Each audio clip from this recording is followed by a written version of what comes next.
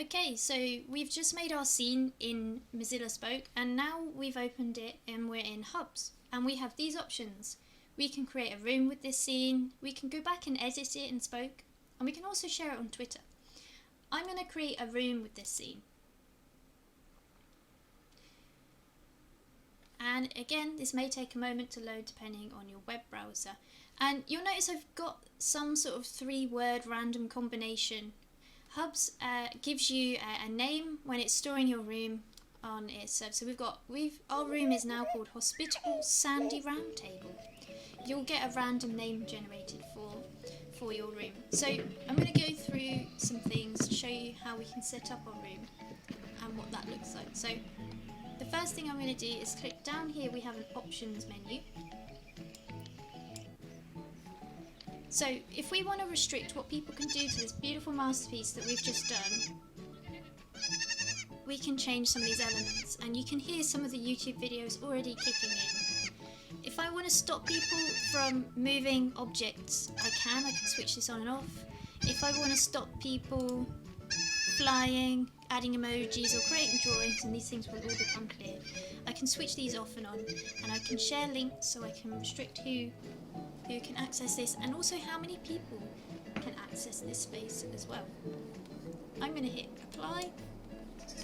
If we want to share an invite to humans to come and join our space, we can send them a room link and a room code.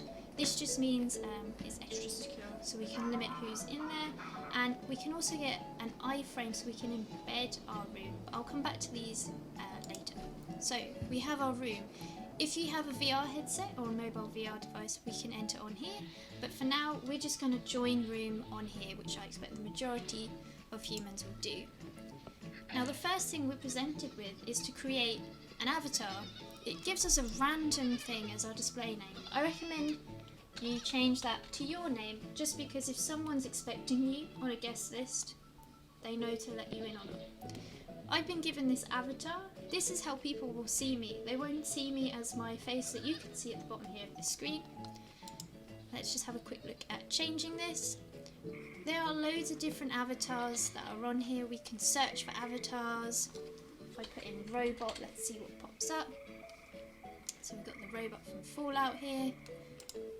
But for the purpose of this, I'm just going to go for this panda avatar. So this is how people will see me in the space. So I'm going to put OK. I'm going to disable my microphone on here just because I'm recording this video showing you how to use it. But normally you might have this enabled so you can talk to people in this space. So I'm going to click enter room.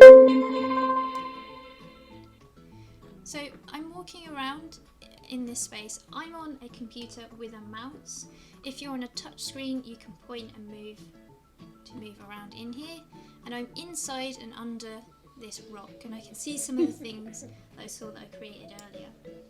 I've got a keyboard, so I can move using my keyboard up, down, left and right, or WASD also works. And I can see some of the GIFs and videos that I embedded in here. And one thing that's really cool about Hubs is we're in our space, we can change and add some other elements. So you have a bar along the bottom down here. We have this place button. If we want to add some 3D models to our space, go back and add some more architecture elements, that kind of thing, we can add some more of those. We can change your avatar.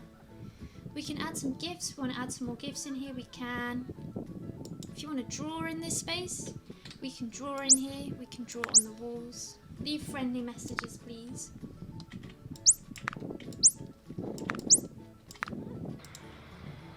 We can have a camera, we can take a selfie, so I can now see my avatar in here.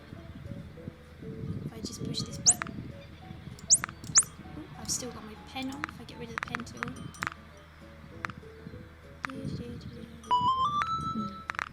So it takes that picture and it puts it in the space. I can show this picture in the space, or I can move it around somewhere. I'm just going to leave that photo. So you'll notice it made like a doo-doo-doo-doo blind button. We have a chat function along the side here, so we can see our images pop up alongside here in the chat. So if we've got humans in our space, we can interact by having a conversation on here. If you've got your microphone on, you have what's called proximity chat. So if you're near someone in this virtual space who also has their microphone on, they can hear you talking. Awesome. So we can react to things. If you want to show the love, we've got some emojis and things that we can walk around with. So this is the basics of an introduction into Hubs. Have a play with it. Spoke and Hubs work well together because you can build your space and then you can also share it and walk around in it. So I'm looking forward to seeing what you make with Hubs.